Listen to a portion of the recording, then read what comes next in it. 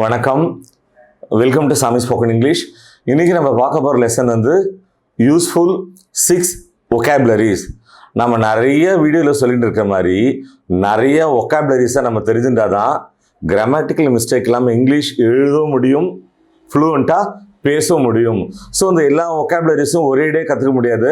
கொஞ்சம் கொஞ்சமாக கற்றுட்டோன்னா கண்டிப்பாக நம்மளால் நிறைய ஒகாபுலரிஸை கற்றுக்க முடியும். ஸோ இன்னைக்கு 6 ஒகாபுலரிஸ் மட்டும் நம்ம லேர்ன் பண்ணலாம். Number 1, lucky brat. என்ன அர்த்தம்? புண்ணியமா, அதிர்ஷ்டக்கட்டை. தமிழில் பேசுவோம் சொல்லுவோம் இல்லையா, அவனுக்கு என்னப்பா, அவன் ஒரு அதிர்ஷ்டசாலி, அவன் ஒரு புண்ணியமா, அவன் ஒரு அதிர்ஷ்டக்கட்டைன்னு சொல்லுவோம். அதைத்தான் இங்கிலீஷில் லக்கி பிராட்னு சொல்கிறோம். Let's see example. அவனுக்கு அந்த கம்பெனியில் ஒரு நல்ல வேலை கிடச்சிருச்சுப்பா, அவன் ஒரு அதிர்ஷ்டசாலி, அவன் ஒரு புண்ணியமா, அவன் ஒரு அதிர்ஷ்டக்கட்டை. He has got a plum job in the company. He is a real lucky brat. He has got a plum job in the company. He is a real lucky brat. நல்லா கவனிங்க, plum job அப்படின்னா நல்ல சம்பளத்தோட ஒரு கௌரவமான நல்ல வேலைன்னு அர்த்தம். Number 2, shadow. என்ன அர்த்தம்? நிழல்.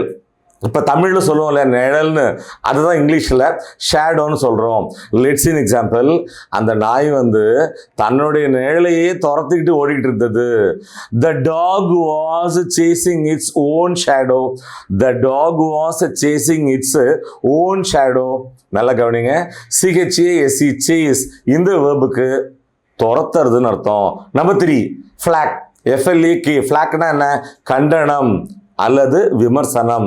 தமிழ் சொல்லுவோம் இல்லையா, விமர்சனம் பண்ணுறது, கண்டனம் பண்ணுறது, அதை தான் இங்கிலீஷில் ஃப்ளாக்னு சொல்கிறோம். Let's in example. தாமதமாக வந்ததுக்காக என்னோட முதலாளி என்ன கண்டனம் தெரிவித்தார், விமர்சனம் தெரிவித்தார். My boss gave me a flack for being late. My boss gave me a flack for being late. Next பார்க்க போகிறோம். Number 4, abrupt. என்ன அர்த்தம்? எதிர்பாராமல், திடீரென்று. தமிழ் அடிக்கடி பயன்படுத்துவோம். திடீரென்று, எதிர்பாராமல் சொல்லுவோம் இல்லையா, அதைத்தான் இங்கிலீஷில் அப்ரப்ட்னு சொல்கிறோம். Let's in example. அவர் எதிர்பாராம திடீர்னு கிளம்பினதுக்கான காரணம் எனக்கு தெரியாது. I don't know the cause of his abrupt leave. I don't know the cause of his abrupt leave. நல்ல கவனிங்க, CAUSE, காசுனா காரணம்னு அர்த்தம். நெக்ஸ்ட் பார்க்க போகிறோம். Number 5, petulant. என்ன அர்த்தம்? சிடுசிடுப்பான, வெடுவெடுப்பான, மூக்குக்கு மேலே கோபம் வர்ற, திடீரென்று கோபப்படுகிறன்னு அர்த்தம். நல்லா கவனிங்க, தமிழ் அடிக்கடி பயன்படுத்துவோம். அவருக்கு மூக்குக்கு மேலே கோபம் வந்துடும், பொசுக்குன்னா அவருக்கு கோபம் வந்துடும். ஸோ அதைத்தான் பெட்யூலண்ட் அப்படின்னு சொல்கிறோம். Let's in example. முன்பை விட இப்போ அவருக்கு சீக்கிரமாகவே கோபம் வந்துடுறது, மூக்குக்கு மேலே கோபம் வந்துடுறது, ரொம்ப முன்கோபியாக மாறிட்டாரு. He has become more petulant than ever. He has become more petulant than ever. So இந்த லெசனோட லாஸ்ட் லெக்குக்கு வந்துட்டோம். Number 6, indifferent. என்ன அர்த்தம்? ஒரு விஷயத்தில் அக்கறை காமிக்காம, கவனம் இல்லாமல், அலட்சியமாக இருக்கிறத இன்டிஃபரண்ட்னு சொல்கிறோம். நல்லா கவனிங்க, டிஃப்ரெண்ட்டையும் இன்டிஃபரண்ட்டையும் போட்டு குழப்பிக்க கூடாது. ஒரு விஷயத்தில் போதுமான அக்கறை காமிக்காம அலட்சியமாக இருக்கிறத இன்டிஃபரண்ட்னு சொல்கிறோம். Let's in example. நான் அந்த விஷயத்தில் அக்கறை காமிக்காத மாதிரி பாசாங்கு பண்ணினேன். நான் அந்த விஷயத்தில் ஆர்வம் இல்லாத மாதிரி, அக்கறை இல்லாத மாதிரி பாசாங்கு பண்ணேன்.